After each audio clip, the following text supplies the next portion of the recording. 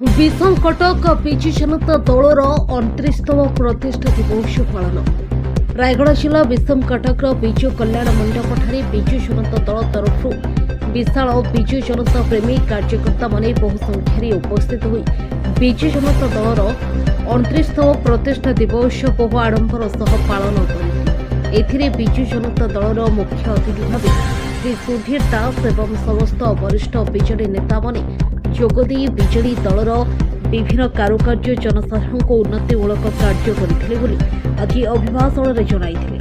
वर्तमान ओडिशा रे double engine लोकलोचन BJP सरकार जनसाधारण को कौनसी प्रकार साधारणतः मौलिक अधिकार सवारी कामगुड़िक हेउनथिबा अभियोग करथिले तथा कृषक मानक भीषण थंडारे भोगुଥିବା धारबंडी बाधाप्राप्त पानीय जलर अव्यवस्था विभिन्न उन्नतिमूलक कार्य अवहेला करुवा सरकारी माने बड़ दुर्बल बोली अभियोग करथिले। कार्यक्रम में बीजेडी कार्यकर्ता तरफ जनसाधारण सेवा रक्तदान सेवा कार्यक्रम बीजेडी प्रतिष्ठा दिवस विषय किसी कहे आज 28 वर्ष पूरी 29 वर्ष विजु जनता दल पदार्पण करिछि।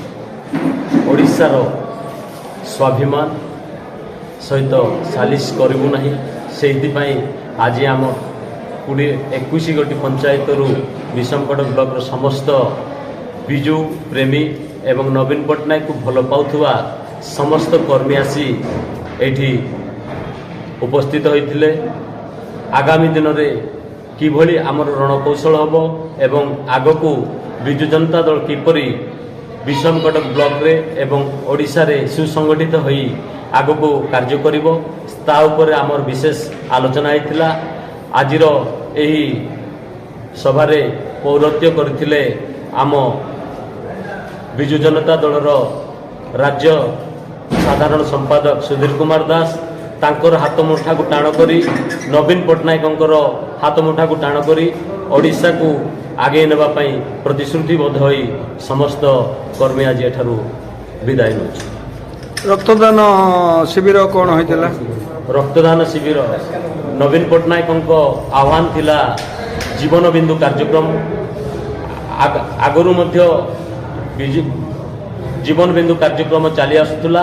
वर्तमान से जीवन बिंदु कार्यक्रम को आगक नवा आज आम एक रक्तदान शिविर आयोजन कर। धन्यवाद। विषम कटक शिवप्रसाद पाढ़ी रिपोर्ट G9 ओडिया।